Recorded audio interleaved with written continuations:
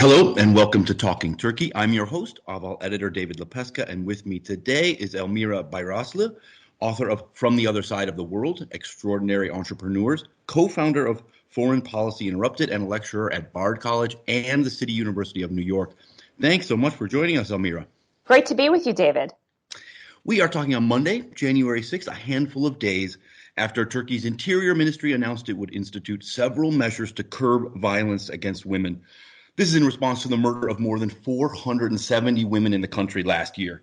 The new measures will include security personnel receiving sensitivity training, special units within the police and gendarmerie to fight violence against women, the creation of special courts and local commissions, and men who are convicted of violent crimes being forced to wear monitoring bracelets. Do you see these measures making a significant impact?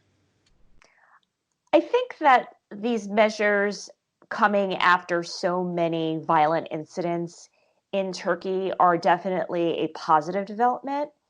I think that when you take a look at women in Turkey, I think it's a much deeper and more complex situation.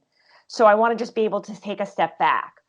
Women in Turkey have had a very complicated history. Certainly, they were a very huge part of the establishment of the Republic in 1923. They received the right to vote soon after that. And under Mustafa Kemal Atatürk, the founder of the Republic of Turkey, women did have a prominent role. However, when you actually take a look at what that role has been, it has been very complicated because the traditional role of women in Turkey has been one of a housewife, of a mother, not someone who's out there in the working world, who's taking leadership positions, most definitely not somebody who is representing the Turkish people in government.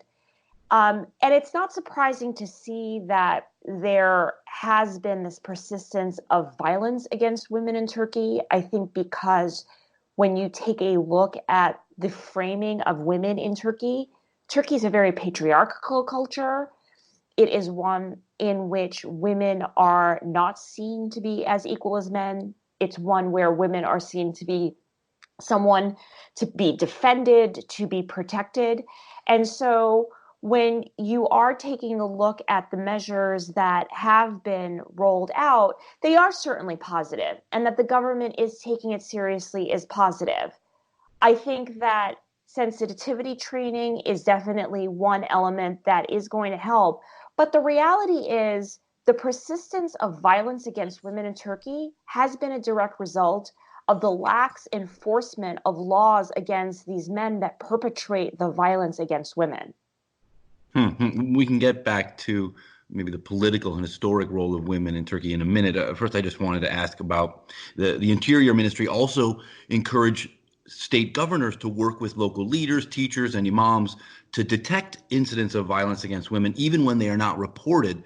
To me, this seemed a questionable objective. Shouldn't it, to some extent, be up to the woman to lodge a complaint? I worry that getting the word out about an assault or repeated abuse could further endanger the woman. I think that you make a valid point in that. And I think it goes back to how women are seen in Turkey. And again, going back to my point about women are seen to be individuals that need to be defended or protected. And so having, whether it's an educator or the local imam, monitor the situation rather than having the woman lodge a complaint is, again, putting the woman in this frame that she is not capable of going out there and making a complaint herself. A group of female members of parliament from Turkey's main opposition party sang a Turkish version of the viral Chilean protest song, A Rapist in Your Path, in parliament last month, which prompted Interior Minister Süleyman Soylu to respond that, contrary to the song's lyrics, the Turkish state, police, and judges are not rapists.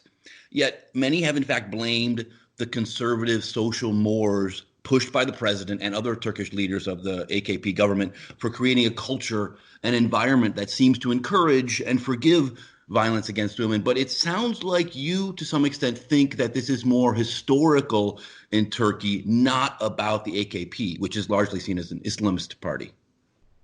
I definitely think the role of women in Turkey is historical, and I don't think that that can be put into context in either in whether it's the AKP or whether it's the secularist parties. However, I think we also need to take a step back and take a look at the role that women have played in the AKP. I do think that there is an element of Islamism here. What's interesting to me is when you actually take a look at the success of the AKP and Recep Tayyip Erdoğan himself, that has been in a large part due to women. I think that when the party was first getting started in early 2000s, you saw the party and Erdogan encouraging women to go out there and be grassroots leaders, to take an initiative within the party to go out there and represent people at a local level. And there was this encouragement within the AKP. Now, that being said, that women have been, I think, to a certain extent, been used as tools within the AKP and been framed in the sense of the traditional role that women should undertake in Turkey. You've heard Erdogan talk about how women should have 3 children and that they should be mothers and that this is their national duty to their country. And so I think that there is a dimension in which Islam does play a role and that the AKP has encouraged. So you think the AKP has shifted its position towards women in the past decade or so? Shifted position in what sense? It sounds like you thought they were favorable at the beginning to some extent. Oh, I definitely do. And I think that I think women are still a core part of the AKP and Erdogan's political strategy. Erdogan, in large part, has been hugely successful because women have come out to vote for him in huge, large numbers. Now, when you take a look at what the root of that is, if you're talking about if Erdogan's going out there and talking about a role of a woman is to be a mother and for her to have a certain number of children, he has also protected women and their supposed right to choose whether they want to wear a headscarf and advocated for them to actually take a more active role, whether it's in government or whether it's in civil society. And I think that women coming out to vote for the AKP are doing so because Erdogan is protecting a certain value that they uphold. And they're not really taking a step back and looking at this necessarily from a feminist lens or one that they're looking at, is this good for women in general? I mean, from their perspective, they're saying that for the first time in this country's history, we have someone in leadership who's advocating for us and our beliefs in the way that we want to live. That's interesting. Speaking of a more progressive or more feminist lens, the day after the government announced the measures to reduce violence against women, it announced plans to boost women's participation in the labor force, which is among the lowest in OECD countries. These included flexible working hours, longer leaves, remote working options, and expanded daycare, as well as entrepreneurship training for women. What did you think of these moves? I think any move that is going to encourage women to go out there and pursue um, career objectives is one welcome. But I think that we have to take a deeper look at what is keeping women away from the labor force. Having more flexible working hours and having them work remotely is one step. But again, Turkey is a very patriarchal, very macho society. And when I actually take a look at labor and entrepreneurship in other countries, an interesting case study that I can point to is Sweden. Now, when you take a look at any index on gender equality, Sweden, among a lot of the other Scandinavian countries, comes out all on top in terms of gender equality, in terms of how women are treated. And yet, when you take a look at women in the labor force in Sweden, the numbers in the private sector are extremely low. There are virtually no women at the C-level suite, and the percentage of female entrepreneurs in Sweden is far lower than they are in Turkey. Now, when you ask the question of why and you dig a little deeper, it does become one of corporate culture.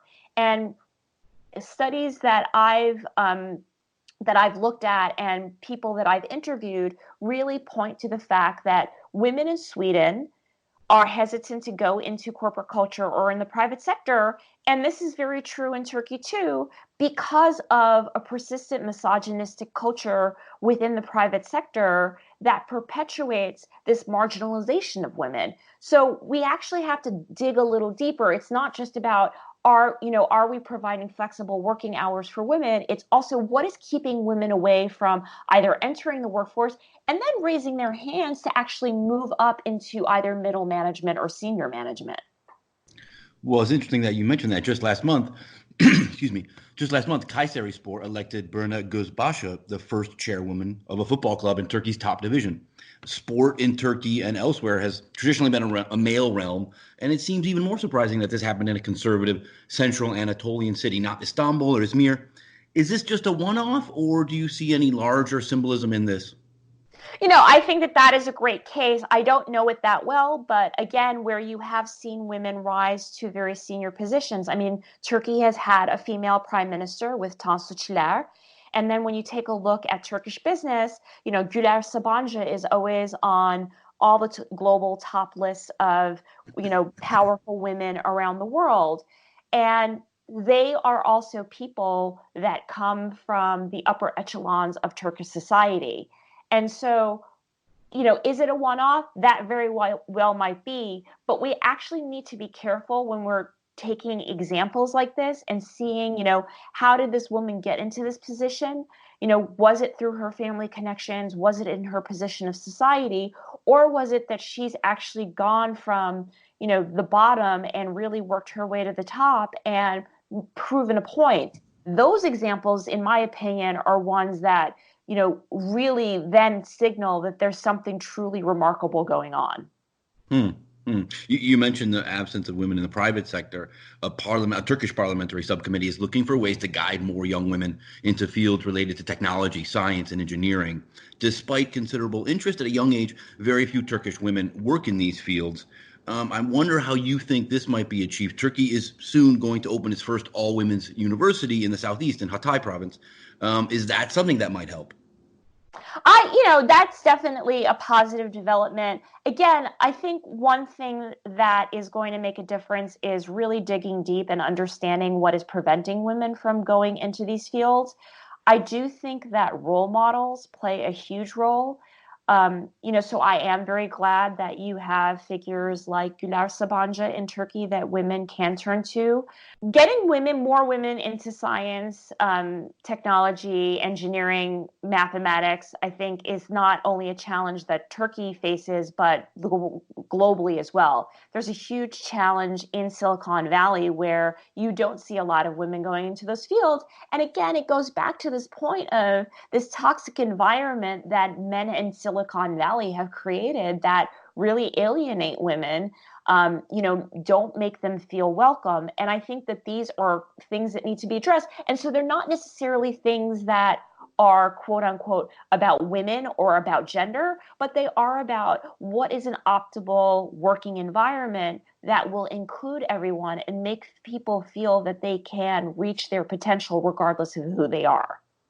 That's interesting that you mentioned Silicon Valley. It suggests that Turkey isn't as terrible a case as perhaps some suggest. Would you agree with that? Is it particularly bad place for women in terms of working, in terms of culture?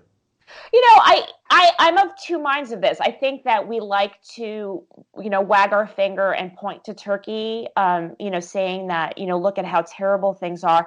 And they are bad. I mean, as you pointed out, more than 470 women were killed in domestic violence incidents in Turkey last year. Hmm. Um, Turkey is a very misogynistic, patriarchal culture. I don't think that these are things that you can deny. However, at the same time, I think that it is important to look at case studies like Sweden or Silicon Valley, where the situation for women isn't any better, and really put things into context. I've actually undertaken a number of interviews and studies where I've actually taken a look at Turkish women who've actually left Western Europe and the United States to go back and start their businesses in Turkey. And when you ask them why, one of the primary reasons is it comes down to cost of living.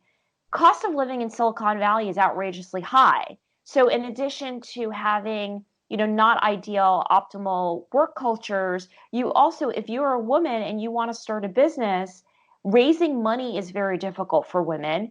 And if they're raising money, where are you putting it in there? For women, it's still, whether it's in Turkey or the United States, the traditional role of being the caretaker is still put, the burden's still put upon the woman. And that needs to be something that needs to be addressed globally. Hmm. And Hmm. so and so I know one particular case where a woman she's an engineer and she started a business in Boston and actually moved her business to Turkey primarily because she said to me, I can actually hire daycare for my child.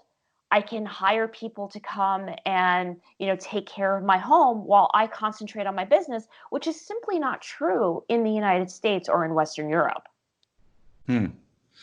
Now we can turn to Turkish politics. Former Prime Minister and leading AKP figure Ahmet Davutoğlu finally launched Turkey's newest opposition party, the Future Party, last month, and former economic czar Ali Babacan is expected to launch his party in the coming weeks. I wonder how you see the prospects of these new parties. Are they legitimate national contenders, or are they more just a sign of trouble within Erdogan's AKP?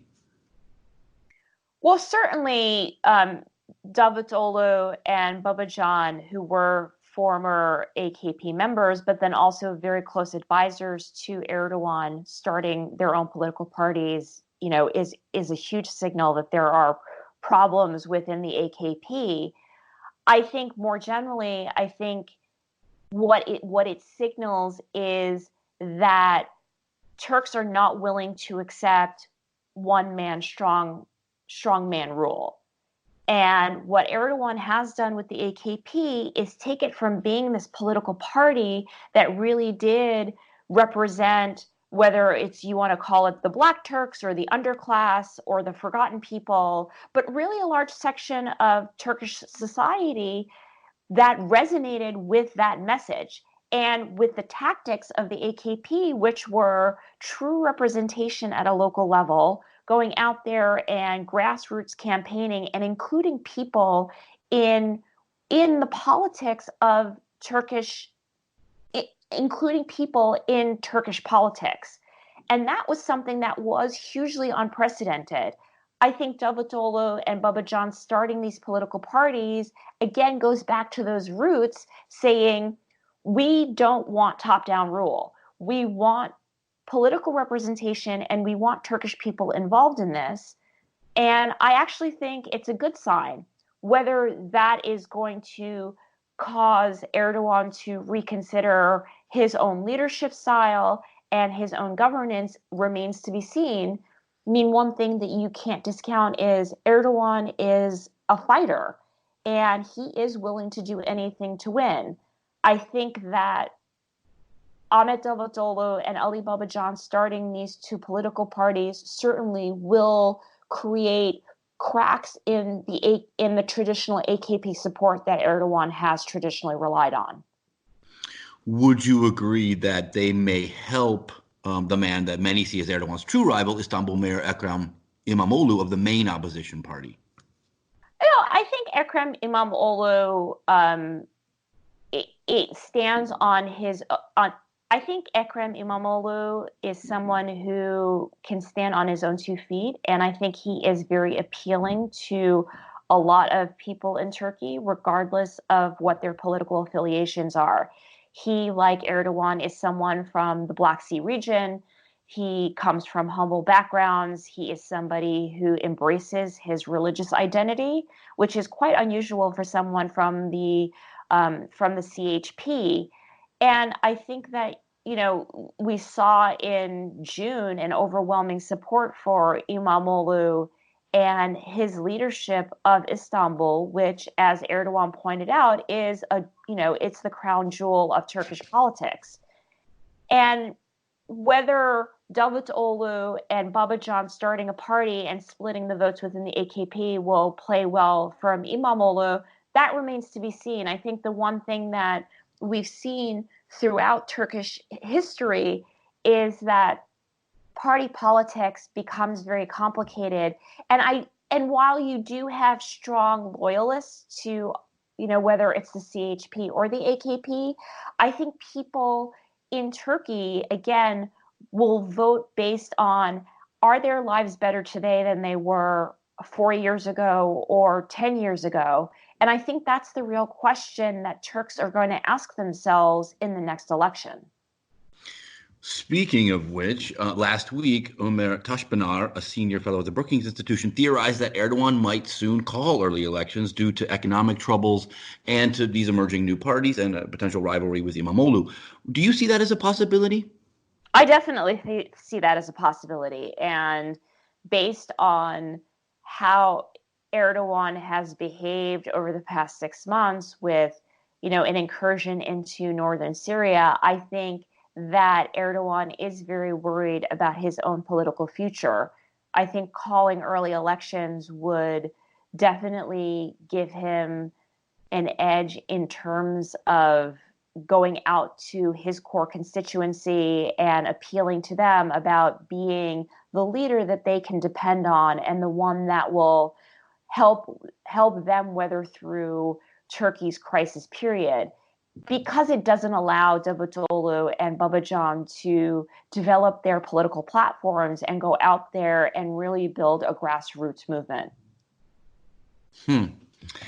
Speaking of that offensive in Syria, last month you told Media Line that you thought Erdogan launched Turkey's offensive in northeast Syria in response to economic troubles. I'm wondering, what about this Libya intervention that Turkey is in the process of launching right now? Is that about Libya, geopolitics, or some domestic issue as well? I think, look, all politics is local. And I think that Erdogan, I think there's certainly a domestic dimension to this. Erdogan wants to continue to be seen as this very strong leader. He came to power in 2003 as the prime minister with this sense of being a regional leader, somebody who represented Turkey on a global stage. I think that with this new incursion and this involvement in Libya, I think that there's also a foreign dimension to this. When you take a look at the agreement signed by Cyprus, Greece, and Israel to build a gas pipeline through Europe, this is something that's very threatening to Turkey. One of Turkey's key vulnerabilities is energy. And if you're taking a look at one of the reasons that Erdogan has cozied up to Putin, there's certainly geostrategic considerations, but power, oil, but energy, including oil and gas, are very key considerations for Erdogan. Turkey is an emerging market country. Its economy really depends on tremendous growth, and it relies a lot on how do you get oil and gas into the country. And so this deal that Greece, Cyprus, and Israel signed is something that is very threatening to Turkey. And with this agreement that Erdogan has with Libya, it actually puts into question whether that pipeline can provide it puts into question whether that pipeline can actually provide the gas that is going to be channeled through that into Europe. And so I think that this is part of, again, a foreign policy consideration, but it goes back into domestic politics where, Erdogan really needs to make sure that he has reliable sources of energy coming into Turkey. But don't you think that while they might support an offensive against Kurdish quote unquote terrorists in neighboring Syria, they would be less supportive of sending Turkish troops to a distant civil war? Well, you saw that in the vote in Parliament. I think, certainly there were, a sizable number of parliamentarians that voted against it. And while I think that you're right, I think that the Turkish public would be in favor of while the Turkish public would be in favor of an offensive against the Kurds. I was in Turkey in October, and I have to tell you, this was 2 weeks after the incursion into northern Syria. And traveling around the country and talking to people, people were definitely supportive of what Erdogan was doing in northern Syria. However, they also said, we understand why he's doing it.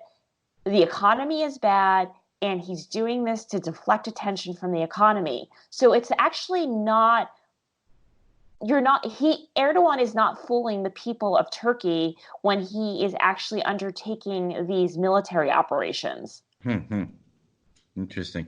Last question for you. You've traveled around the world quite a bit studying entrepreneurship and the business world and women's place in it, particularly.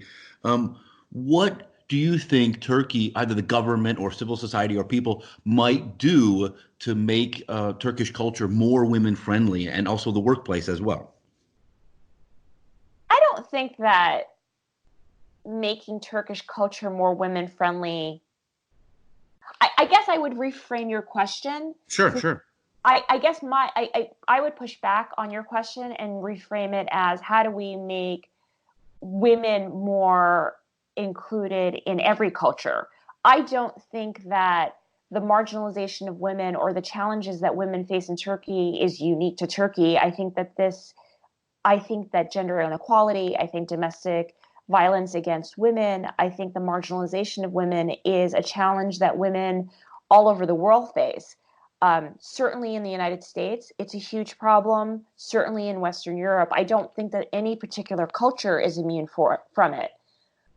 When you're taking a look at the Turkish case, I think that we can't make this about how a culture is treating its people. We actually have to make this about how are we treating women across the board, and how can we make women more productive, more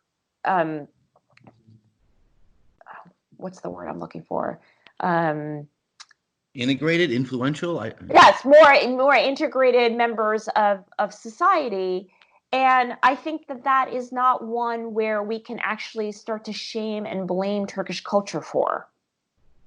But have you found measures that tend to work universally to help the situation? Look, I think that this is a work in progress. I think that we have not achieved gender equality in the United States. I think it's certainly still a struggle. In 2017 we had the Me Too movement, and we're still seeing the ramifications of that. We've seen a record number of women run for Congress here in the United States, but all over the world. There are a record number of women in the United Kingdom, in Rwanda, in Tunisia, in different parts of the world. And what we're actually seeing is this great progress of female representation around the world, and a huge backlash against them. More women are being threatened. More women are seeking protection from threats that they're receiving. 62% of parliamentarians in the United Kingdom have sought protection for their families and for themselves because of the increased threats that they're getting. I don't think that this is something that is unique to Turkey, and I think that it's a global problem that needs to be addressed. Hmm. Hmm. Elmira Bayrasli, lecturer at Bard College and City University of New York. Thank you so much for your time and insight. David, thank you for having me. It was a pleasure.